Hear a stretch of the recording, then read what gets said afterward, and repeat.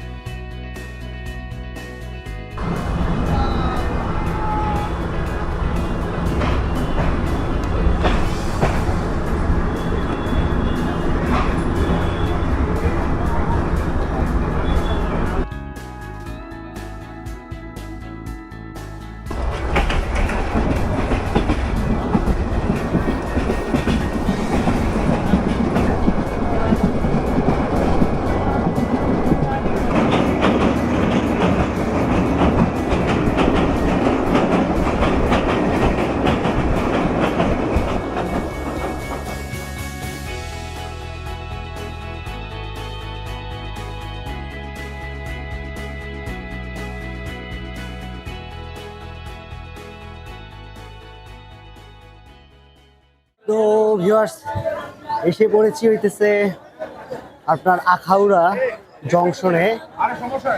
এখান থেকে আমাদের অটোতে 30 টাকা করে নেবেন আপনার আগরতলা বর্ডারের ওখানে যাওয়ার জন্য।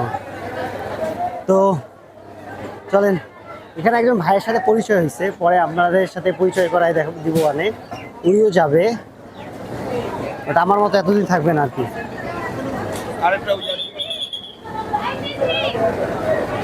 এখানে ব্যাগ দেখছেন?